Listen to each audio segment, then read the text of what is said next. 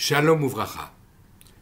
C'est l'histoire du Rav Yaakov David Vilovski, qui vivait dans la deuxième partie du XIXe siècle et au début du XXe, tout d'abord essentiellement dans différents pays d'Europe de l'Est, en Lituanie, en Biélorussie, en Pologne, où il eut différents postes rabbiniques, avant de partir quelques années aux États-Unis où il a été le rabbin de la communauté russo-américaine de Chicago, mais finalement, en 1905, il a fait sa aliyah alors qu'il avait 60 ans. Il est venu habiter à Sfat, où il a vécu jusqu'à la fin de ses jours en 1913. Alors qu'il était à Sfat, reconnu comme un grand de la Torah, puisqu'il a notamment écrit un grand commentaire sur le Talmud de Jérusalem, et la plupart des éditions aujourd'hui affichent à côté du texte son commentaire. Alors qu'il était donc à Sfat, une après-midi d'hiver, alors que c'était le jour de la haskara de son père, il est venu à la synagogue plus tôt que d'habitude. Il a été prendre place sur le stander, le pupitre de l'officiant, parce que c'est lui qui allait faire l'office. Il était en avance, il y avait déjà quelques personnes qui étaient là. Alors en attendant l'heure convenue, il a pris sa tête entre ses mains, plongé dans ses pensées, et alors des larmes ont commencé à couler sur son visage. Et au bout d'un moment, il s'est même mis à pleurer. Bien entendu, tous ceux qui assistaient à cette scène étrange se gardèrent de dire quoi que ce soit. Plus tard, un de ses amis lui demanda « Mais, Rabbi, mon ami, pourquoi est-ce que tu as pleuré? Pourquoi tu étais à ce point triste?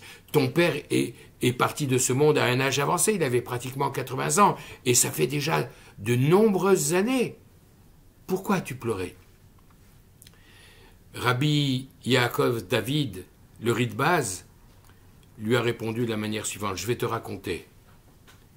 Quand je n'étais qu'un jeune enfant, mon père était un modeste maçon qui tenait absolument à ce que je reçoive la meilleure éducation juive. Et pour cela, il avait loué les services d'un mélamed, d'un professeur de Kodesh, qui m'enseignait la Torah en plus de ce que j'apprenais au Cheder.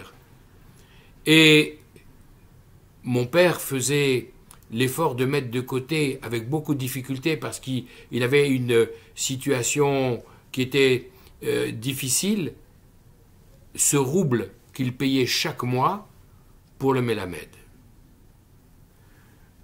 Un hiver, il y a eu un problème, une pénurie de briques et de ciment parce que l'usine qui les fabriquait avait fermé. Et mon père, justement, était spécialisé dans la fabrication, la construction des fourneaux. Et donc, comme le travail commençait à manquer, il n'avait plus l'argent nécessaire pour payer le mélamed. 1 mois, 2 mois, 3 mois de retard, si bien que j'ai fini par arriver à la maison un jour avec une petite note du mélamed qui disait « Si d'ici la fin de la semaine, vous ne me payez pas ce que vous me devez, je serai obligé d'arrêter parce que moi aussi j'ai une famille à nourrir. » Mes parents étaient désespérés.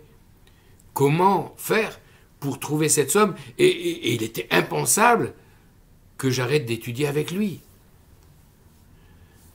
Plongé dans ses préoccupations, mon père est parti à l'office du soir à la synagogue et il a entendu un homme, un riche notable de la ville, qui était en train d'expliquer à ses voisins: « Ah, j'ai bientôt le mariage de mon fils, je suis en train de faire construire une maison pour le jeune couple, mais à cause de cette pénurie de briques, je n'arrive pas à avoir un fourneau dans l'appartement, dans la maison de mon fils.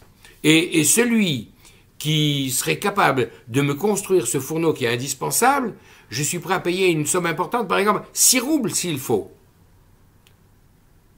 Mon père a entendu cela. Il est rentré à la maison.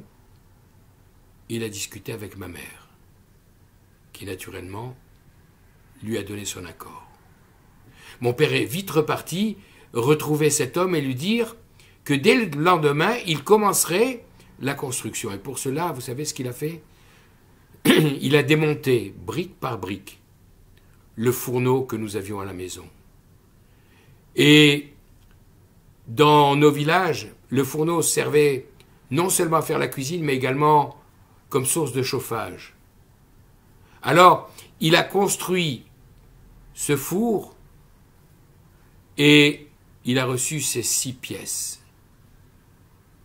Il est venu vers moi triomphalement en me disant « Tiens, tu vas donner ces 6 roubles à ton Mélamed et tu vas lui dire qu'il y en a 3 pour payer notre arriéré et les 3 autres, c'est les 3 mois qui viennent que je lui règle d'avance pour m'excuser du retard que j'ai eu dans mon paiement. » Je ne vous dis pas comment cet hiver nous avons eu froid.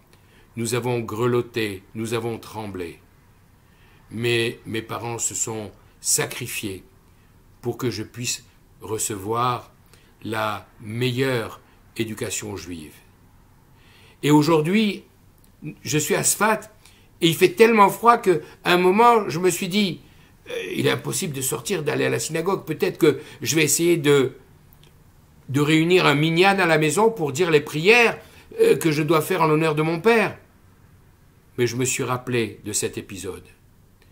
Et alors que lui et ma mère et toute la famille avaient accepté de grelotter pour mon éducation juive, je me suis dit que naturellement je devais faire l'effort de venir dans la synagogue malgré le froid terrible qu'il y a actuellement.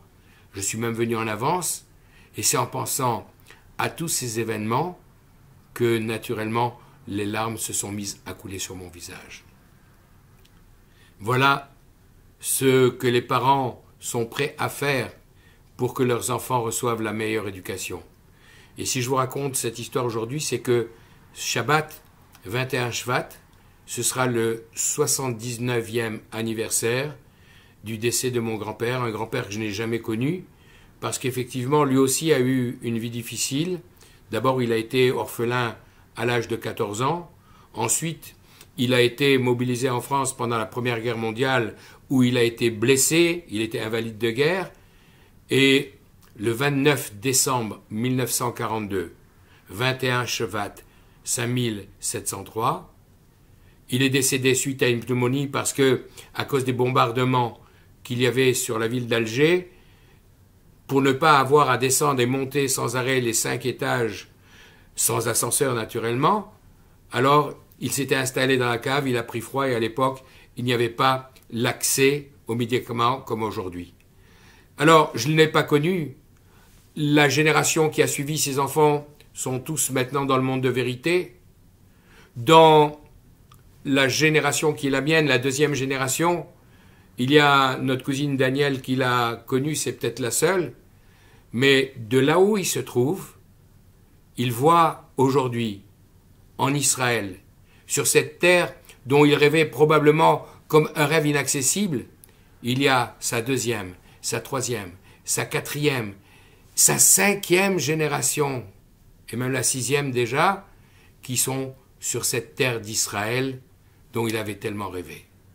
Alors, parce qu'il n'avait probablement pas reçu d'un père qui l'avait perdu à l'âge de 14 ans, toute cette Torah que j'aurais aimé recevoir de lui, qui ne l'ait pas connue, malgré tout, il a toujours tenu à ce que l'éducation, la formation, l'apprentissage soit quelque chose d'important. Et ces qualités, j'espère que nous, sa descendance, nous saurons la mettre au service de la Torah, pour la gloire d'Hachem. Shabbat Shalom Vechol Tov.